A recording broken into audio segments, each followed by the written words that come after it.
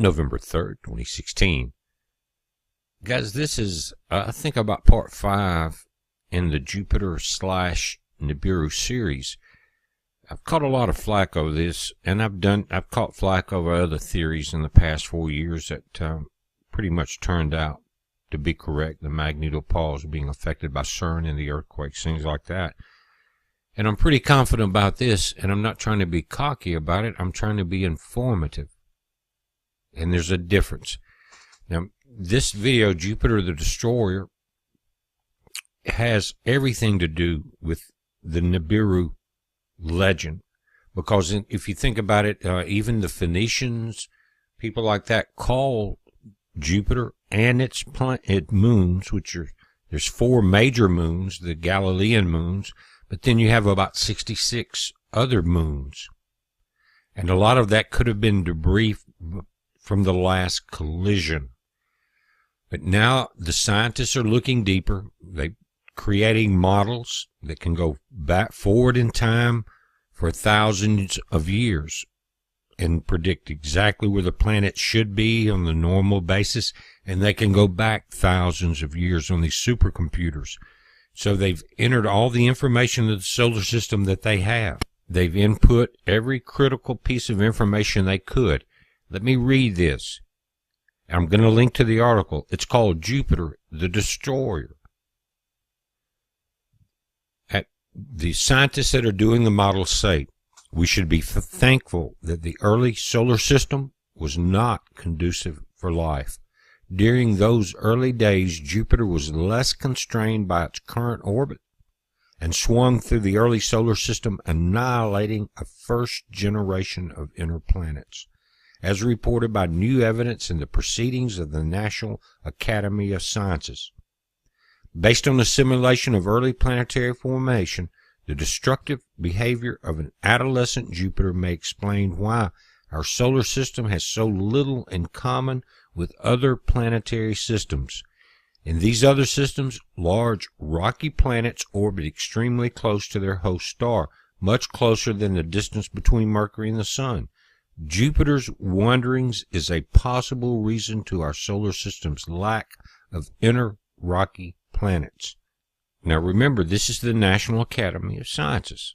It says, after the planetary apocalypse, their words, Jupiter eventually settled into its current orbit, while much of the other debris of the first generation planets plunged into the Sun. The remnants that did not suffer a fiery fate would eventually coalesce into the modern inner planets Mercury, Venus, Earth, and Mars. Another reminder that we are nothing more than recycled remains of a planetary apocalypse. Now, guys, don't let this confuse you when they say, well, so God didn't create it. I saw a lot of comments about, well, so God didn't create the Earth, it was Jupiter. God creates everything. How does he do it? Natural. It's called supernatural. Super means more natural. It's not some mystical thing. He controls everything. And when we see the events that are coming down in Revelation, you'll understand exactly what I'm talking about. He told Job, you don't know what I have in store for that great day, on the day of the Lord, in that day of battle.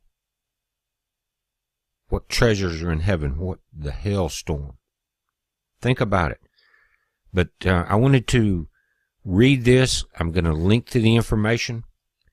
Also, ScienceMag.com has reported on this back in 2015. It goes through basically the same information, talking about how Jupiter retreated from its closest approach to the Sun about the distance of Mars' orbit today. What's between Mars and Jupiter now? The asteroid belt. It left behind the most rocky remnants that later coalesced into our solar system's inner planets, including Earth. And think about this, the ancient Nibiru legends of Tiamat.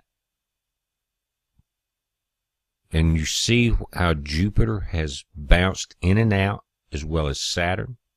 We're seeing the Sun go into a solar minimum. Just About a month ago or less, we saw the magnetopause reverse for 3 days, with the sun decreasing in energy. We're looking at increased radiation, gamma rays from outside our solar system coming in. Doesn't have to be from Jupiter or Saturn, but that would affect the gravity, the orbits of every planet in that path, guys. We're not going to be told about the variances and the difference that they see. You'll have to check it out yourself. Many people have noticed the differences. But again, as Jupiter retreated from its closest approach to the Sun, the distance of Mars today, it left behind the most rocky remnants that later coalesced into our solar system's inner planets. The information's out there. And guys, let me say this. When someone's telling you that you can see with your cell phone the second sun, but you can't see it with your eyes, then back off. Realize right away there's something wrong with that. First of all, if there was a second sun visible, you're not supposed to look at the sun anyway. But you would be able to see it with your eyes. It wouldn't be on a 10-cent camera in a cell phone. Jupiter is there. You can watch it every night that it's not cloudy and when it's on your side of the planet. That is Nibiru, the destroyer. It's a heads up. Be safe.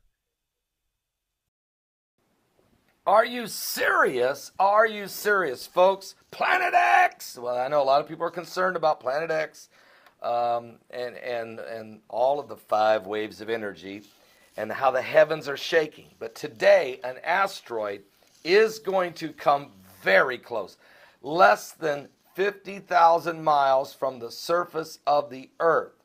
This thing, the name of this asteroid, nobody's talking about it. It's amazing to me, but I'm looking right at the charts.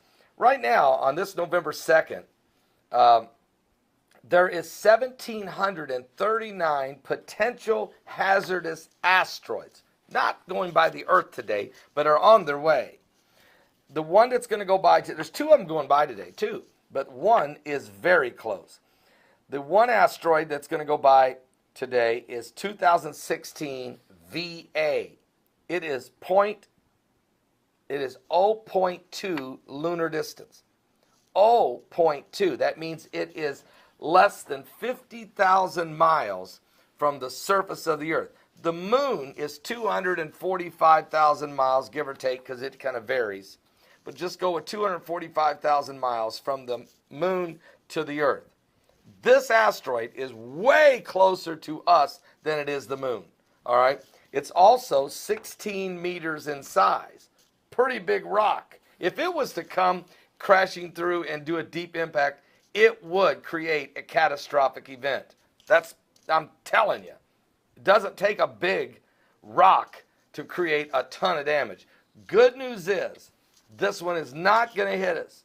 But there may be some other smaller debris, some other debris that's going to swing by. This thing's coming by way too close to not be bringing some smaller companion rocks with it, all right?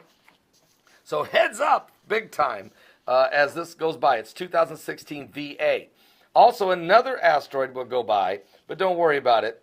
It's 7.1 lunar distance, so it's quite a distance away.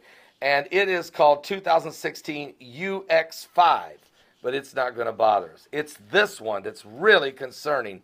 Very, very, very close at 0.2 lunar distance, and that is asteroid 2016 VA. And remember, there is, identified by NASA, 1,739 potentially hazard asteroids that will be called near-Earth objects that will be going by the Earth in the coming days and weeks. Now, there's been unbelievable, spectacular auroras that were visible in the skies, especially directly under the Arctic Circle. Incredible aurora outbursts, they're called. Mike from around the world told us this was going to happen. And he said if it does happen in a lot more than normally, then it means that the 5 waves of energy are affecting our magnetosphere around the Earth. And we've already heard BP Earthwatch tell us that it is definitely being affected. that CERN may have some role to play in that, but certainly the waves of energy are affecting our magnetosphere, our protection, our force field, if you will, to protect us from radiation and UV rays. And with the sun having this massive hole on it, its solar winds are releasing clear shot at us because there's nothing blocking them up there at the sun.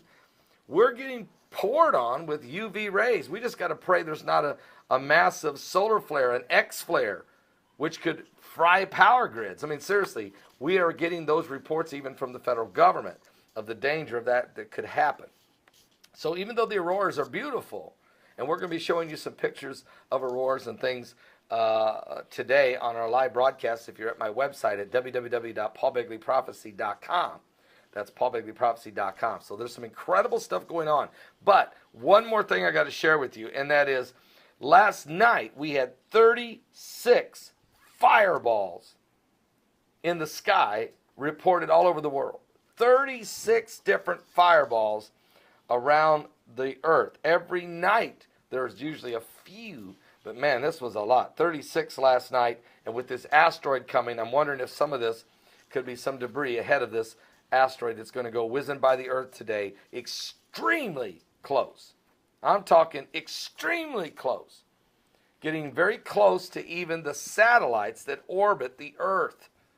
And I'm sure that the guys in the space station up there better keep their eyes open as this thing goes by about 48,000 miles from the face of the earth. That's incredible, okay? Very close. It's 16 meters in size. But 36 fireballs last night reported in the skies around the globe in different locations of the earth, okay? So there's a lot of activity going on. I'm going to talk about all of this. I'm going to put the link below. You can actually look at the beautiful pictures of the auroras. You can see the trajectories of the fireballs.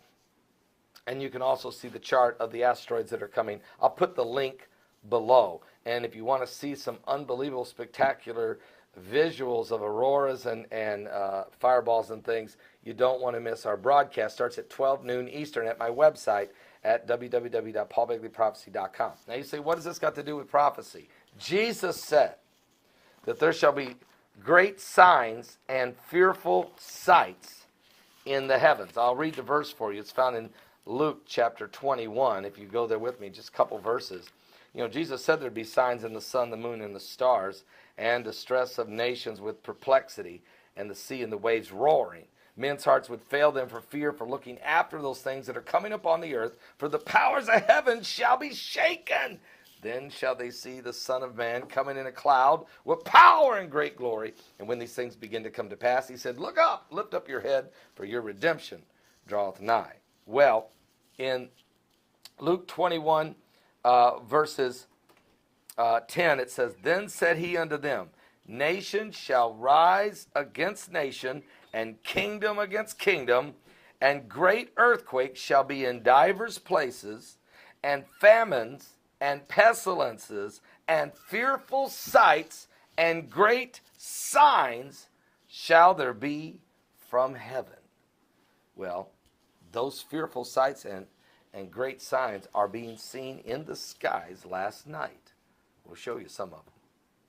God bless. Give your life to Jesus Christ. He's coming soon. He's coming soon.